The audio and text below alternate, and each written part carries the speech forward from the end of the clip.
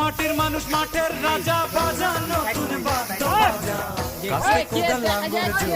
এই যে ভাই আপনারা দেখছেন চাপাই থেকে আগত দুজন, একজন 80 বছরের বুড়ো, একজন 74 বছরের বুড়ো।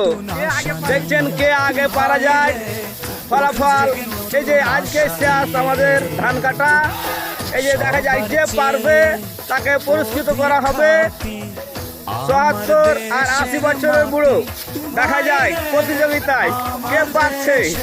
হুড়াহুড়ি লেগে গেছে দেখা যাচ্ছে।